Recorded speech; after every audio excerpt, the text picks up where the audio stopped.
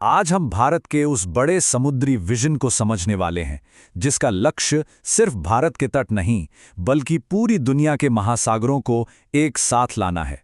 तो चलिए सीधे इस पर बात करते हैं।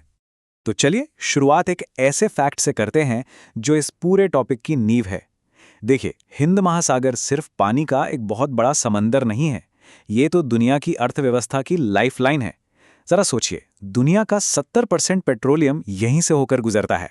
तो एक अकेला आंकड़ा ही ये बताने के लिए काफी है कि यहाँ पर भारत का रोल कितना ज्यादा जरूरी हो जाता है। लेकिन ये कहानी सिर्फ तेल तक ही सीमित नहीं है। हिंद महासागर असल में दुनिया का एक स्ट्रैटेजिक चौराहा है, जहां व्यापार, संस्कृति और रणनीति सब एक साथ आकर मिलते हैं। और ये आंकड़े इसकी अहमियत को और भी साफ कर देते हैं।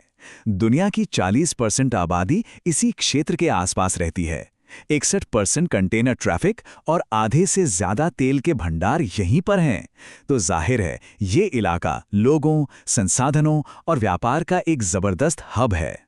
तो ऐसे में भारत का प्लान क्या है? असल में भारत दो बड़ी लॉन्ग टर्म योजनाओं के साथ अपने समुद्री भविष्य को एक नई दिशा दे रहा है। आइए देखते हैं कि ये योजनाएं क्या हैं।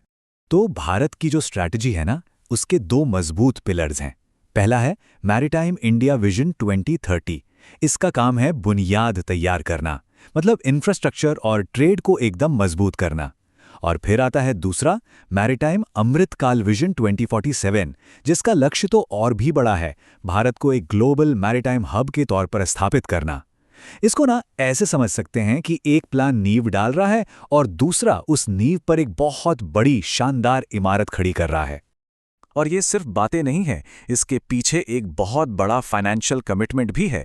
भारत अपने मैरीटाइम सेक्टर में $1 ट्रिलियन अमेरिकी डॉलर का निवेश करने जा रहा है। ये आंकड़ा अपने आप में बताता है कि ये प्लान कितना बड़ा और कितना सीरियस है। तो ये बड़ा विजन जमीन पर उतर कैसे रहा है?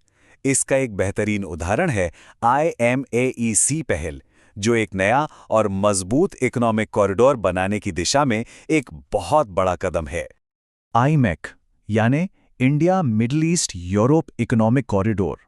अब ये सिर्फ एक रास्ता नहीं है, बल्कि एक मल्टी मॉडल नेटवर्क है। इसे ट्रेड को सिक्योर बनाने, सप्लाई चेन्स को बेहतर करने और सस्टेनेबल ग्रोथ को बढ़ावा देने के लिए डिजाइन किया गया है। और इसके काम करने का तरीका भी काफी स्मार्ट है। सामान भारत के पोर्ट से जहाजों पर चढ़ता है, फिर मिडिल ईस्ट में तेज रफ्तार रेल नेटवर्क पर सफर करता है और वहां से फिर जहाजों के जरिए यूरोप पहुंचता है। ये स्पीड और सिक्योरिटी का एक शानदार कॉम्बिनेशन है। लेकिन भारत का ये विजन सिर्फ ट्रेड और स्पीड के बारे में नहीं है।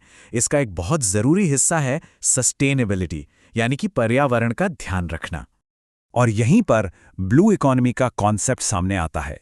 इसका सीधा सा मतलब है समुद्री संसाधनों का इस्तेमाल आर्थिक विकास के लिए तो करना, लेकिन इस तरह कि हमारे महासागरों की सेहत भी अच्छी बनी रहे।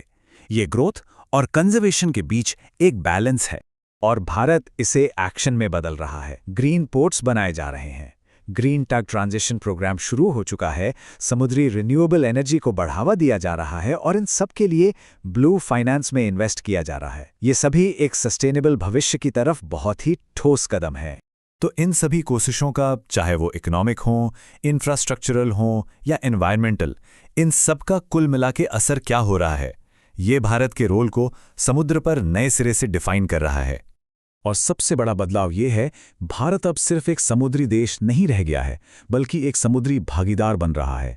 एक ऐसा पार्टनर जो सिर्फ अपने फायदे के बारे में नहीं सोचता, बल्कि लीड बाय एग्जाम्पल में विश्वास रखता है। ये कोड भारत के अप्रोच को बिल्कुल साफ कर देता है। भारत की समुद्री भूमिका ना तो आधिपत्यवादी है और न ही प्रतीकात्मक। यह सहयोगात्मक, मांग संचालित और परिणाम केंद्रित है। मतलब भारत किसी पर अपना दबदबा नहीं बनाना चाहता, बल्कि सहयोग से जरूरतों को समझकर और असल नतीजे देने पर फोकस कर रहा है। और इस सहयोगी सोच को भारत अमल में कैसे ला रहा है? मेर लिबरम यानी समुद्र की स्वतंत्रता के सिद्धांत को अपनाकर। इसमें कोऑपरेटिव मॉनिटरिंग को बढ़ावा देना, डिजिटल ट्रेड कॉरिडोर बनाना, सस्टेनेबल शिपिंग के लिए ग्रीन कॉरिडोर बनाना और पार्टनर्स की मदद के लिए टेक्नोलॉजी शेयर करना, ये सब शामिल है। मकसद साफ है, सबके लिए खुले और आज़ाद महासागर। और आखिर में ये सब कुछ हमें एक बहुत बड़े सवाल पर लाके खड़ा कर देता है।